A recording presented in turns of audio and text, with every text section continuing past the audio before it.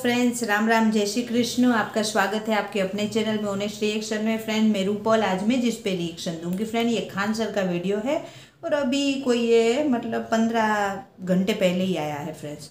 और ये वीडियो का टाइटल है फ्रेंड्स, पीएम मोदी की सुरक्षा में हुई चूक का जिम्मेदार कौन। तो हाल ही में पंजाब में प्राइम मिनिस्टर हमारे पीएम मोदी पीएम मोदी की गाड़ी जो थी वो ट्रैफिक में फंस गई थी कि क्या हुआ था। ये हाल ही में ये जो इंसिडेंट्स हुआ है फ्रेंड्स। तो आइए पहले देख लेते हैं वीडियो, उसके बाद हम बात करते हैं। 1 2 3 स्टार्ट। देखिए, अभी हमारे प्राइम मिनिस्टर का जो दौरा था, पंजाब दौरा, और काफी डिस्टर्ब रहा। इसमें कई सारे सिक्योरिटी ग्लिच भी आए थे सब। यहाँ हम लोग समझते हैं कि क्या क्या कमी हुई थी, क्या गड़बड़ी हुई थी, कौन किया था, ये सब के लिए हम लोग को बहस नहीं। इस गलती से आगे न दोहराया जाए। कहाँ कहाँ मेन जो की पॉइंट्स थे जहां पर इसको ध्यान रखना चाहिए था, वो उसको हम समझते। देखिए, मेनली था हमारे प्राइम मिनिस्टर का पंजाब में दौरा था, जहां पर वो कई सारी योजनाओं का भी उद्घाटन करने वाले थे। ये चुनावी रैली भी थी, लेकिन कई सारे विकास की योजनाओं में भी था, कई बहुत महत्वपूर्ण योजनाएं भी थी। तो दिल्ली से ये भटिंडा गए थे बाई फ्लाइट। भटिंडा से हेलीकॉप्टर से जाना था हुसैनीवाला, फिर वहां से जाना था फिरोजपुर। हेलीकॉप्टर जो था MI-17 V5, वही वाली जो बिपिन रावत सर का जो क्रैश हुआ था। तो हेलीकॉप्टर को पहले 2 बार उड़ा के देखा गया, मौसम बहुत खराब था, तो लास्ट टाइम पे डिसीजन लिया गया कि सड़क से जाना है। सड़क से जाने था हुसैनीवाला, उसके बाद यहाँ से 25 किलोमीटर आगे फिरोजपुर। ये दोनों ही जगह जो है पाकिस्तान बॉर्डर के एकदम करीब है। लेकिन हुसैनीवाला से पहले ही फ्लाईओवर पे हमारे प्राइम मिनिस्टर का जो कॉन्वॉय था, काफिला रुक गया। अब इसको टोटल एक एक करके हम लोग समझते हैं। प्राइम मिनिस्टर की सिक्योरिटी बहुत प्राइम लेवल की होती है, सबसे बेस्ट सिक्योरिटी मानी जाती है। इनके काफिले में जितनी गाड़ियां होती है बुलेट प्रूफ होती है। अभी सुने होंगे 7 करोड़ की एक गाड़ी आई है, बुलेट प्रूफ गाड़ी। काफी जबरदस्त गाड़ियां होती हैं इनमें। हमेशा आगे चलने पर रोड को क्लियर करा दिया जाता है। तो ये उनकी सिक्योरिटी में जो लगे होते हैं SPG होती है, स्पेशल प्रोटेक्शन ग्रुप। आप इसमें डायरेक्ट कभी नहीं जा सकते हैं। आपको आर्मी या पैरामिलिट्री फोर्स या पुलिस में बहुत बेहतरीन काम किए रहेंगे तो आपका सिलेक्शन इसमें होता है बहुत बेहतरीन ढंग से, तब आप बनते हैं SPG, special protection group. SPG दिखती है भले सूट में, लेकिन अंदर उनके पूरा बुलेट प्रूफ रहता है। हर चीज वो अंदर रखे रहते हैं। उनके पास बहुत ही लेटेस्ट हथियार होती है, पिस्टल्स होते हैं। आंख पर काला चश्मा होता है कि वो किधर देख रहे हैं पता नहीं चलता है। बुलेट प्रूफ सूट होती है, पिस्टल होता है, हर चीज से ये लैस होते हैं आधुनिक हथियारों से। प्राइम मिनिस्टर के पास 3 लेयर की सिक्योरिटी होती है। इनके सबसे पहले आसपास में जो होते हैं वो SPG के कमांडो होते हैं। SPG कमांडो के घेरा के बाद जो होती है वो पैरामिलिट्री के कमांडोज होते हैं। और उसके बाहर जो घेरा होता है उसमें पुलिस होती है। पुलिस के बाहर जो घेरा होता है उसमें ट्रैफिक पुलिस होती है। तो मेनली सिक्योरिटी के लिए 3-3 लेयर की सिक्योरिटी होती है। तो आप ये समझ सकते हैं कि हमारे प्राइम मिनिस्टर के लिए कितनी जबरदस्त लेयर की सिक्योरिटी होती है। SPG कमांडो में भी कई लेयर होते हैं। कुछ होते हैं जो केवल प्रोटेक्शन देते हैं, कुछ हमला भी करते हैं। हमारे SPG कमांडो के पास जब भी प्राइम मिनिस्टर चलेंगे, देखिएगा इस तरह से बैग लेके लोग चलते रहते हैं। कुछ कमांडो बैग लिए रहते हैं, आप देखेंगे इनके पास हथियार नहीं रहते हैं। और ये जो बैग लिए रहेंगे हमेशा प्राइम मिनिस्टर के पास ही खड़े रहते हैं। ये बैग नहीं है, ये एक्चुअली बुलेट प्रूफ है। जब भी अटैक होगा तो ये बैग इस तरह से खुल जाता है, कई लेयर में ये खुल जाता है, और ये बुलेट प्रूफ होता है। इसको लेके हमारे प्राइम मिनिस्टर को चारों ओर से घेर लिया जाता है ताकि बुलेट्स ना लगे। ये जरूरी भी है, हमारे देश के प्राइम मिनिस्टर है, उनकी सिक्योरिटी में कहीं भी कमी नहीं होनी चाहिए। अब हुआ क्या, दिल्ली से वो पंजाब गए। पंजाब एक्चुअली पाकिस्तान से एकदम करीब है, बॉर्डर ही बनाता है। तो पंजाब में यहाँ पर है फिरोजपुर, आप देखिए पाकिस्तान से एकदम सट के है यहाँ पर। तो यहाँ जब गया, भटिंडा एयरपोर्ट पर उतर गया। भटिंडा एशिया की सबसे बड़ी सैनिक छावनी है, बहुत ज्यादा, वहां लगभग 1.5 लाख फौजी रहते हैं वहाँ पे। तो भटिंडा के बाद भटिंडा तो जहाज से लैंड किए, उसके बाद हेलीकॉप्टर से जाना था, मौसम खराब था, इस वजह से ये इन्हें सड़क से जाना पड़ा। यहीं से गलतियां चालू हुई। एक एक करके गलती समझते हैं। 100 किलोमीटर लंबी सड़क को क्लियर कराने की जिम्मेदारी पंजाब पुलिस की थी। सड़क से जाने का रास्ता पहले से तय नहीं था। अचानक मौसम खराब हुआ और हेलीकॉप्टर कैंसिल हुआ, जिस वजह से अमूमन इस रास्ते पे 2.5 घंटे लगते हैं। 100 किलोमीटर के सफर में लगभग 2.5 घंटे लगते हैं। महज 3 घंटे के सूचना पर इसे खाली करा लिया गया। इस पे SPG को सवाल उठाना चाहिए कि जहां 2.5 घंटे लगते हैं, 100 किलोमीटर लंबा है, इस पे आप इतना जल्दी क्लियरेंस कैसे दे सकते हैं यहाँ पर। तो यहाँ SPG को आपत्ति जताना चाहिए। और यहाँ पे पंजाब पुलिस के DGP को साथ रहना चाहिए, लेकिन वो वहाँ उपलब्ध नहीं थे। ये गलती थी, वहाँ पे उन लोग को एक्सेप्ट करना चाहिए। यहाँ पर इन लोग से ये गलती हुई है। यहाँ पर कॉन्वे सबसे ठीक ठाक चल रहा था। अगली गलती देखिए क्या होती है। जब भी राष्ट्रपति प्रधानमंत्री का काफिला जाता है तो उनकी गाड़ियों में एक बहुत बड़ी संख्या थी, 25 से 40 गाड़ियां रहती हैं। ये गाड़ियों का एक ग्रुप रहता है, लेकिन इन गाड़ियों के ग्रुप के आगे 5-7 गाड़ियां चलती हैं जिसे हम पायलट कहते हैं, पायलट गाड़ी कहते हैं। उसमें सबसे आगे एक बाइक वाला रहेगा, देखिएगा इसमें, ये देखते रहता है कि सब कुछ, कोई दिक्कत नहीं है। उसके बाद एक पुलिस की जिप्सी रहती है, इसे हम लोग रूट क्लियरिंग पार्टी कहते हैं। ये 5-6 के ग्रुप में रहते हैं सब, और जो मेन काफिला उससे ये 3-4 किलोमीटर आगे होते हैं, ताकि ये पहले ही देख लेते हैं कि कोई गड़बड़ी तो नहीं है। तो जो रूट क्लियरिंग पार्टी थी, जो पायलट गाड़ी थी, इनको दिखा ही नहीं। इन लोग की लापरवाही देखिए, इन लोग को नहीं दिखा कि सामने ट्रैक्टर लगाया गया है, रास्ता जाम है। कैसे ये लोग यही रास्ता बताते रहते हैं, वायरलेस पे पीछे कांटेक्ट में रहते हैं। अच्छा, जो मेन काफिला होता है हमारे प्राइम मिनिस्टर का, वो पीछे रहता है 3-4 किलोमीटर, और ये वायरलेस पे रहते हैं कि ऑल क्लियर। हर किलोमीटर पे ये बताते रहते हैं कोई दिक्कत नहीं है, कुछ भीड़ है, यहाँ है, बाकी सब क्लियर। इन लोग को नहीं दिखा कि किसान ट्रैक्टर लेके एक सड़क के किनारे आए हैं। तो इन लोग की भी गलती है, पहले पायलट क्लियरेंस दिया कैसे गया और सड़क पर फंस कैसे गया। तो यहाँ पे भी एक गलती हुई, जो पुलिस की गलती थी। अब तक जो गलती बताए ये सारी पुलिस की थी। अब एसपीजी से कहाँ कहाँ मिस्टेक हुआ उसको हम समझते हैं। स्पेशल प्रोटेक्शन ग्रुप बहुत बेहतरीन है, उनके अरुण कुमार सिन्हा, AK सिन्हा जी हैं, चीफ हैं, अभी IPS अधिकारी हैं। ये बहुत हायर रैंक होता है। कितना बड़ा ये लोग बेवकूफ़ी किए हैं जरा सोचिए। PM का काफिला लगभग आधे घंटे 20 से 30 मिनट फ्लाईओवर पे रोका है लोग। ये लोग बुद्धि देखिए इन लोग का, मतलब पुल पे रोक दिए हैं प्राइम मिनिस्टर को। क्यों? तो भैया पुलवा आगे से जाम है। अच्छा ये बताओ, अगर पीछों से जाम कर देता तो पुलवे पे अटक जाता।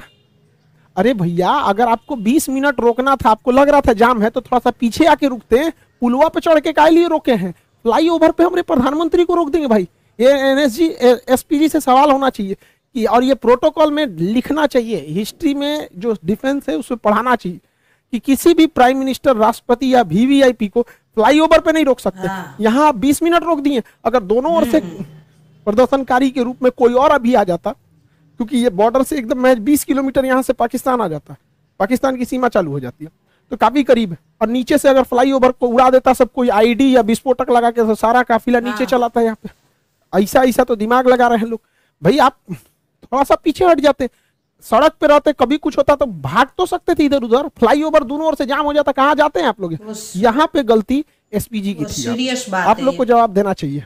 हम लोग तो भाई बताते हैं कहाँ गलती। दूसरी गलती, फ्लाईओवर पे जब हमारे प्रधानमंत्री कह रहे हैं कि हम जिंदा वापस आ गए, मतलब सिचुएशन क्रिटिकल हुई होगी वहां पर, तभी वो ऐसा स्टेटमेंट दे रहे हैं। जब इतना स्टेटमेंट हो गया और आपको वापस लेके आना है, तो आप आधा घंटा बाद लेके आइएगा जी। SPG वाले लोग आप जवाब दीजिए कि हमारे प्राइम मिनिस्टर अंदर बैठे हुए हैं यहाँ पर। अब देखिए हल्का सा मास्क दिख रहा होगा आपको। जब यू टर्न लेना है, देखिए कि आगे किसान है, इंटेलिजेंस रिपोर्ट आपको पहले से पता होगी, माहौल देख लीजिए क्या है क्या नहीं, तुरंत लेके हटिए। 2 से 3 मिनट हो गया, हाँ भाई खत्म, कैंसिल हुआ रैली, कैंसिल हुआ प्रोग्राम, हम वापस लेके आएंगे। तो SPG हमारे प्रधानमंत्री को आधा घंटा रोक के रखेगी। यहाँ SPG को भी जवाब देना पड़ेगा कि आप आधा घंटा काहे लिए रोक के रखे, वापस तुरंत लेके आना चाहिए। अगली गलती सुनिए ध्यान से, गृह मंत्रालय के अंडर में आता है खुफिया एजेंसी, इंटेलिजेंस ब्यूरो, और गृह मंत्रालय है, और हमारे अजीत डोभाल साहब, इनकी योग्यता पे तो कोई शक नहीं है। लेकिन इंटेलिजेंस ब्यूरो और रॉ तो खैर बाहर में काम करती है, लेकिन यहाँ जिम्मेदारी टोटल इंटेलिजेंस ब्यूरो।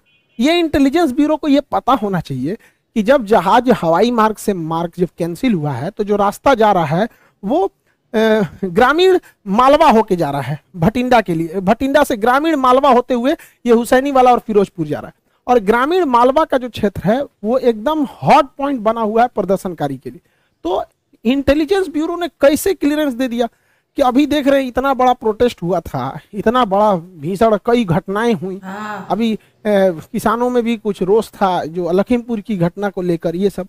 तो इंटेलिजेंस ब्यूरो को क्लियरेंस कैसे दे दिया कि भैया उस रूट से ले जा रहे हो जहां प्रदर्शन का केंद्र बना हुआ है, वो भी हमारे प्रधानमंत्री को। प्रधानमंत्री देश का होता है, किसी पार्टी का नहीं होता है, तो देश सर्वोपरि होना चाहिए। तो इंटेलिजेंस ब्यूरो का भी यहाँ फेलियर है, सबको जवाब देना चाहिए यहाँ पर। लेकिन मीडिया वाले ये सब सवाल तो पूछेंगे नहीं। हालांकि प्रधानमंत्री जब वापस आए तो उन्होंने हमारे प्रेसिडेंट साहब से भी मुलाकात किया। अब इस पे अटकलें ये भी लगाई जा रही है कि आर्टिकल 356 लगा के राष्ट्रपति शासन यानी राजकीय आपात स्टेट इमरजेंसी लगाई जाएगी। हालांकि ये इतना आसान नहीं है, और लगा देता तो भी ठीक है था। इलेक्शन होने वाला है, प्रेसिडेंट रूल रहने के बाद थोड़ा सा ठीक ठाक से रहता है। हालांकि ये बहुत वर्स्ट कंडीशन में ही ये इसे लगाया जा सकता है। गृह मंत्रालय ने भी पंजाब सरकार से मांगा है कि आखिर ऐसी क्या गलती थी कि मुख्यमंत्री वहां से रिसीव करने नहीं आए। तो मुख्यमंत्री का अपना कहना है कि कोरोना प्रोटोकॉल को लेकर जूम में थे, रैली भले करेंगे लोग, वहां कोरोना प्रोटोकॉल नहीं लगेगा, लेकिन प्रधानमंत्री के लिए कोरोना प्रोटोकॉल लगेगा। दूसरा कि मुख्यमंत्री को छोड़ो, हटाओ भैया, तुम आए चाहे ना आए, राजनीतिक मैटर है, लेकिन उस राज्य के डीजीपी को कि प्रधानमंत्री के काफिले में सबसे आगे रहना पड़ता है, और डीजीपी जहां रहेगा पुलिस प्रशासन ऐसे ही रहेगी, क्योंकि किसी भी राज्य का सबसे बड़ा हेड होता है DGP, director general of police. राष्ट्रपति प्रधानमंत्री के काफिले में डीजीपी नहीं थे, ये तो एकदम सरासर गलत है। तो पंजाब पुलिस को इस पे जवाब देना चाहिए। हालांकि गृह मंत्रालय ने इन लोगों से जवाब तलब किया है कि आप लोग वहां पर डीजीपी उपलब्ध क्यों नहीं थे। लेकिन लौटते समय जो कहा जा रहा है कि प्रधानमंत्री ने किसी अधिकारी को कहा कि अपने मुख्यमंत्री को थैंक्स कहना कि हम जिंदा वापस आ गए, ये स्टेटमेंट थोड़ा सा अलग है। देखिए, अगर ये स्टेटमेंट केवल हिंदुस्तान के लोग सुन रहे हैं, ये स्टेटमेंट केवल भारत तक रह जाए, तब तो कोई दिक्कत नहीं है। लेकिन जरा सोचिए, एक विदेशी मीडिया जब इसे सुनेगी तो क्या सोचेगी कि कोई प्रधानमंत्री अपने देश में कह रहा है कि हम सुरक्षित जिंदा वापस आ गए। आप ये बोल सकते थे प्रधानमंत्री के कार्यालय के जो भी अधिकारी हैं कि हम सुरक्षित वापस आ गए, लेकिन जो होता है ना कि जिंदा वापस आ गए, काफी हार्ड वर्ड हो जाता है ये, कि मतलब आपने ऐसा बोल रहे हैं, क्योंकि देश आप ही का है। अल्टीमेटली आप कहीं भी जाते हैं तो हमारे प्रधानमंत्री से ही हमारी पहचान होती है। कोई राज्य के मुख्यमंत्री को नहीं जानता है, किसी को नहीं पता कि अमेरिका के 50 राज्यों में किसी एक राज्य का मुख्यमंत्री का नाम, सब वहाँ जो बाइडेन को जानते हैं। अगर मान के चलिए पुतिन कहते हैं कि बहुत धन्यवाद कहते हैं उस राज्य के मुख्यमंत्री को कि हम जिंदा वापस आ गए, तो भारत के लोग क्या सोचेंगे? आपको जानकर ताज्जुब होगा, चीन का राष्ट्रपति शी जिनपिंग पिछले 2 साल से कहीं नहीं गया है, क्योंकि वहां गृह युद्ध का माहौल चल रहा है, लेकिन उसकी मीडिया ने इसको छुपा के रखा है। उसके प्रधानमंत्री वर्चुअल मीटिंग में जाते हैं, अभी तक कहीं 2 साल से बाहर नहीं निकला है, क्योंकि आंतरिक कलह चल रहा है। तो ये जो स्टेटमेंट है, अगर इंडिया तक में है तो कोई दिक्कत नहीं, किसी को भी कोई दिक्कत नहीं, लेकिन खुद से सोच के देखिए, जो बाहरी मीडिया, ये इंटरनेशनल जो लीडर हैं, ये क्या सोचेंगे? क्योंकि जब ये लोग भी भारत में आते हैं ना, तो इन लोगों की भी सिक्योरिटी एसपीजी और एनएसजी कमांडो ही करती है। तो कल को ये सब भी कहेगा सब भैया, तो आप अपने कह रहे हैं कि हम जिंदा वापस आ गए, तो विदेश में थोड़ी सी छवि खराब होगी। खुद हमारे प्रधानमंत्री कहते हैं, इतने दिलेर हैं, आप दिलेरी की बात कहते हैं, बिना बताए 2015 में नवाज शरीफ की पोती की शादी में गए थे। हमारा सबसे बड़ा दुश्मन, जहां से कभी हमारी दोस्ती की कोई उम्मीद नहीं रहती थी, पाकिस्तान, हमेशा कभी टेररिस्ट अटैक, कभी कश्मीर का इशू, वहां हमारे प्रधानमंत्री देखिए, यहाँ पे 2015 में नवाज शरीफ की पोती की जब शादी थी, ग्रैंड डॉटर की, बिना बताए चले गए थे अफगानिस्तान दौरे पे, वहां से अचानक चले आए वहां पर। तो वहां पे इन्होंने नहीं कहा कि हम जिंदा वापस आ गए, जबकि जब वहां पे प्रधानमंत्री जब गए थे 2015 में, हम लोग न्यूज देखे, लोग धक धक कर रहा था, अरे भैया बिना बताए गए हो वहां जगह पे। क्योंकि काफी मोदी जी जो है पाकिस्तान को लेकर पीओके के लोग काफी हार्ड डिसीजन लेते हैं, तो थोड़ा सा आदमी को भी रहता है कि हमारा प्रधानमंत्री दुश्मन के घर में गया। और वो भी जो गए थे ना, भारत के हेलीकॉप्टर नहीं था, नवाज शरीफ के अपने हेलीकॉप्टर में बैठ के गए थे। पता नहीं पाकिस्तानी हेलीकॉप्टर चाइना से खरीदा था, क्या होता क्या नहीं, तो वहां पे ये स्टेटमेंट नहीं था। ऐसा नहीं होता, कह देना चाहिए था कि हाँ सिक्योरिटी में बहुत ग्लीच हुआ, सिक्योरिटी में ऐसा नहीं होना चाहिए। लेकिन एक होता है ना जिंदा वापस आना, वो भी प्रधानमंत्री के मुंह से थोड़ा सा ऑकवर्ड सा लगने लगता है। भैया तब हम लोग कहाँ जाएंगे भाई? प्रधानमंत्री के ऊपर हर महीने 50 करोड़ रुपए खर्च होते हैं सिक्योरिटी में। एक दिन में 1 करोड़ 60 लाख पर दिन का खर्चा है, अगर ये दिल्ली में बैठे हैं तो, और बाहर जाएंगे तो प्रतिदिन 2 से 2.5 करोड़ रुपए खर्च लगेगा। तो 2 करोड़ रुपए प्रतिदिन का खर्च के आधार पर अगर ऐसा स्टेटमेंट आता है, तो फिर एसपीजी को सोचना चाहिए भैया आप किस तरह की सिक्योरिटी दे रहे हैं कि प्रधानमंत्री करें। और ऐसा नहीं है कि केवल पहली बार जाम में फंसे। 2017 में नोएडा मेट्रो के उद्घाटन में खूब हमारे प्रधानमंत्री जाम में फंस गए थे, तो उस समय कुछ अधिकारियों को ट्रैफिक के सस्पेंड भी किया गया था। 2 बार फंसे थे 2018 में, समझना क्या कि नहीं। अब देखिए यहाँ पर पब्लिक है और ये हमारे प्राइम मिनिस्टर है, यहाँ से भी तो कुछ अगर अनहोनी रहना रहेगा तो यहाँ से भी हो सकता है। यहाँ पे अब यहीं पे देख लीजिए, यहाँ हमारे नितिन गडकरी साहब हैं, सड़क परिवहन मंत्री, यहाँ प्राइम मिनिस्टर, यहाँ पे पब्लिक इतनी ज्यादा, यहाँ पे भी इतना नहीं है, सिक्योरिटी बहुत सजग रहती है। अब वो जमाना नहीं है इंदिरा गांधी वाला या फिर राजीव गांधी वाला, लेकिन फिर भी देश के प्रधानमंत्री की सुरक्षा के साथ ऐसा खिलवाड़ अच्छी बात नहीं है। जो भी है गलत है उसको सजा देनी चाहिए और रूल बुक में इसको रखना चाहिए कि कभी किसी फ्लाईओवर पे आधा घंटा तक किसी प्रधानमंत्री को वेट नहीं कराना चाहिए। और दोनों लक्ष्य प्रदर्शनकारियों को भी दूर रखना चाहिए हमारे काफिले से। बताइए, महज कुछ दूरी पर थे प्रदर्शनकारी, वहां से दिख रहे थे, और जो उनके समर्थक हैं हमारे प्राइम मिनिस्टर के, उन लोगों को भी कहते हैं कि तू लोग भैया काहे लिए उतना पास चलाया। यहाँ देखिए ये एसपीजी खड़ा है, ये हमारे प्रधानमंत्री की गाड़ी है, इसमें बैठे हुए हैं, ये उनके समर्थक है। तो भैया समर्थक लोग तुम भी दूर रहो, वरना तुम्हारे भेष में कोई भी आ सकता है, और विरोध वाले भी तुम भी दूर रहो। और इस पे हम लोग को लेसन लेना चाहिए। हम तो कहते हैं ना एक चीज कि देश में जब तक जितना बार इलेक्शन होगा ना कुछ तांडव होगा। आप देखिए बंगाल इलेक्शन में हुआ था, कितना वायलेंस हुआ। जब जब इलेक्शन होगा तब तब ऐसा होता रहता। हम तो कहते हैं कि इलेक्शन एक ही साथ होना चाहिए, स्टेट का भी और सेंट्रल का भी। जैसे 2019 में इलेक्शन हुआ तो जब लोग वोट डालने गए उसी समय वो सीएम का भी चुनाव करा लेते हैं, एक ही कमरे में 2 ईवीएम मशीन लगा देते। बार बार इलेक्शन कराने पे हमारे जो नेताओं को काम करना चाहिए वो भी नहीं करते, हर 3-4 महीना का गैप देके इलेक्शन में बिजी हो जाते हैं। अब जैसे 2024 में इलेक्शन होना है तो 2024 में ही क्या कर दीजिए भैया, अब एक ही साथ राज्यों का भी इलेक्शन करा लीजिए। ईवीएम जो मशीन होती है, ईवीएम मशीन यहाँ पे 2 लगा दीजिएगा। हाँ भैया पीएम वाला चुनाव है, लोकसभा का दे दीजिए, यहाँ सीएम वाला चुनाव है, दोनों वोट दीजिए, एक साथ खत्म करके बैलेंस कीजिए। इससे 60,000 करोड़ रुपए की बचत होगी। राज्यों के चुनाव में 60,000 करोड़ रुपए का खर्चा होता है। इस पैसे से सारे किसानों का कर्जा माफ किया जा सकता था, एक बहुत बड़ी समस्या खत्म हो जाती। आपको क्या लगता है सेंट्रल और स्टेट दोनों का इलेक्शन एक साथ होना चाहिए कि नहीं? बार बार हम कब तक लड़ते रहेंगे? एक दूसरे के नाम पे, पार्टियों के नाम पे लड़ेंगे, कभी मजहब के नाम पे लड़ेंगे, कभी जाति के नाम पे लड़ेंगे, कभी पढ़ाई लिखाई की बात होती तो भैया 5 साल में एक बार लड़ लो, फिर मिलजुल के रहो अच्छे से। सेंट्रल वाले भी पूरा काम करते रहे, आधा समय तो चुनाव में बिजी रहता है। खैर जो भी हुआ गलत हुआ, प्राइम मिनिस्टर के साथ ऐसा नहीं होना चाहिए। हम लोग को भाई जहाँ जहाँ गलती हुई वो हम बताएं, कौन गुनहगार है उसको सजा देना सेंट्रल का काम है, सेंट्रल अच्छे से करेगी। आई होप आप समझ गए होंगे। मिलेंगे नेक्स्ट क्लास में। जय हिंद।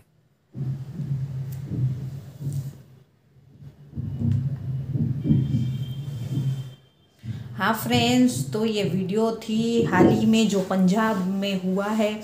हमारे प्राइम मिनिस्टर की जो गाड़ी थी वो फंस गई थी ट्रैफिक में, यानी इसमें बहुत सी चूक भी बताई गई, लेकिन आगे पीछे का हम नहीं बोलते हुए हम ये बात तो बोलेंगे कि ये बहुत बड़ी चूक है फ्रेंड्स। क्योंकि इंडिया के पीएम हमारे प्रधानमंत्री जो ट्रैफिक में फंस गए थे फ्रेंड्स, जो ऐसा नहीं होना चाहिए। बल्कि हालांकि इसमें यह भी बताया गया कि ये अचानक लिया गया फैसला था, क्योंकि वो पहले हेलीकॉप्टर में जाने वाले थे और हेलीकॉप्टर वही था MI V517, जिसमें हाल ही में हमारे विपिन रावत जी शहीद हो गए थे क्रैश होने से। तो बोले मौसम ख़राब था, 2 बार उड़ान लेके देखी गई लेकिन फिर भी मौसम ख़राब था तो वो चांस नहीं लेना चाहते थे, इसीलिए लास्ट कोई 2.5-3 घंटा पहले ही ये बात हुई कि वो सड़क मार्ग से जाएंगे। लेकिन वो जिस पोजीशन में ट्रैफिक में फंसे थे फ्रेंड, पहली बात को फ्लाईओवर पे फंसे थे, तो ये 1000% ये बात सही है कि वो आपको या आगे रोको या पीछे रोक सकते थे, क्योंकि फ्लाईओवर पे आप कितनी सुरक्षा कर सकते हो। अगर कोई नीचे से हमला कर दिया तो आप क्या कर लोगे, क्योंकि दोनों तरफ फ्लाईओवर पे आप गाड़ी को घेर सकते हो, नीचे तो पूरा हिस्सा खाली है, दोनों तरफ सड़क है फ्रेंड नीचे से, तो वो मतलब काफ़ी सेंसिटिव इशू है ये। और ये जो जिस पोजीशन पे मोदी जी फंसे थे ट्रैफिक, मोदी जी की गाड़ी वो मतलब काफ़ी डेंजरस थी जो फ्लाईओवर पे फंस गए।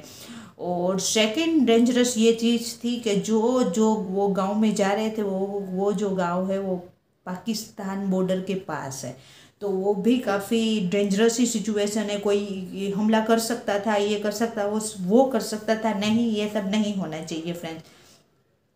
और दूसरी बात फ्रेंड इसमें यह है कि हम आगे भी देखे हैं कि प्राइम मिनिस्टर हमारे जिस स्टेट में बीजेपी की सरकार नहीं होती है उस जगह ये सब हम थोड़ा बहुत देखते हैं, तो ये बात गलत है। क्योंकि प्राइम मिनिस्टर सिर्फ एक स्टेट के नहीं होते हैं, वो आप वोट दो चाहे नहीं दो, अगर वो प्राइम मिनिस्टर है तो वो पूरे इंडिया के होते हैं फ्रेंड्स। तो वो आपके भी प्राइम मिनिस्टर है, हो सकता है आप नहीं पसंद करते हो बीजेपी को या नहीं पसंद करते हो आप मोदी जी को, तो वो आपकी व्यक्तिगत राय है, लेकिन व्यक्तिगत राय में ये नहीं आएगा फ्रेंड्स कि आप प्राइम मिनिस्टर को किसी भी हालत में आप उसको असुविधा दे। हालांकि इसमें किसी की गलती नहीं बताई गई है, वो आगे जांच का विषय है और जांच के बाद ही ये होगा, लेकिन जो भी हुआ है वो फ्रेंड गलत है। अगर हमारे इंडिया में प्राइम मिनिस्टर के साथ ये हो सकता है तो हम आम आदमी की तो क्या फिर वो है हमारे साथ तो बल्कि हालांकि ऐसा नहीं है, इसमें क्या चूक है वो नहीं है। और इसमें प्रधानमंत्री जी ने भी, जो पीएम मोदी जी ने एक स्टेटमेंट दिया कि आपके सीएम को वो मतलब बोलना थैंक यू कि मैं जिंदा बच गया। तो खान सर का ये बोलना है कि ये गलत है। और ये बात सही है कि अगर बाहर की मीडिया इसको उठा के गलत एंगर में इसको पेश कर सकती है। और मोदी जी ने हो सकता है कि गुस्सा आ गया हो, भाई इस सिचुएशन में वो फंस गए हो तो इसलिए कुछ बोला हो, कुछ भी है। लेकिन जो कुछ भी हुआ फ्रेंड, ये मेरे को तो ये गलत लगा फ्रेंड्स। और एक बात जो खान सर ने कही वो बात एकदम सही है फ्रेंड्स के हाँ, हम लोगों के यहाँ बहुत सारे स्टेट है, तो हर 6 महीने में, हर 1 साल में, हर 1.5 साल में कोई ना कोई चुनाव आता रहता है फ्रेंड्स। तो इस वजह से जो हमारे नेता होते हैं, लीडर हमारे होते हैं, वो भी काम नहीं कर पाते, क्योंकि वो देश का सोचेंगे कि इलेक्शन का सोचेंगे। तो इससे ये बहुत अच्छा है। और कि सब इलेक्शन जो है वो एक ही साथ हो जाए फ्रेंड्स, स्टेट और केंद्र सरकार और राज्य सरकार, यानी स्टेट और सेंटर दोनों का एक ही साथ इलेक्शन हो जाए, ये बात एकदम सही है। और बीच में हम 4-6 महीना पहले सुने भी थे कि मोदी जी भी इसी पक्ष में है। अगर हो सकता है आगे अगर मोदी जी 2024 में आ गए तो ये भी हो सकता है फ्रेंड्स। और वैसे ये मतलब ये पीएम मोदी की बात नहीं है फ्रेंड्स, ये हमारे प्रधानमंत्री की बात है, इंडिया के प्रधानमंत्री की बात है। तो ऐसा नहीं होना चाहिए।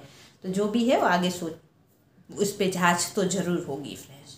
तो मेरे को तो ये वीडियो मतलब जानकारी वाला लगा, क्योंकि मैंने न्यूज़ में ये सब सुना था लेकिन इतनी डिटेलिंग में नहीं पता था फ्रेंड्स। तो आपको मेरा रिएक्शन अच्छा लगा हो तो लाइक करना, चैनल को सब्सक्राइब जरूर करना। ओरिजिनल वीडियो का लिंक मैं डिस्क्रिप्शन में दे दूंगी फ्रेंड। वीडियो को देखो और चैनल को जरूर सब्सक्राइब करो, मेरा वीडियो भी देखो और चैनल को सब्सक्राइब करो। और आपको कोई रिएक्शन करवाना है तो आप कमेंट्स कर सकते हो फ्रेंड्स। और अब मिलते हैं नेक्स्ट वीडियो में। बाय बाय, जय हिंद, वंदे मातरम, बाय बाय।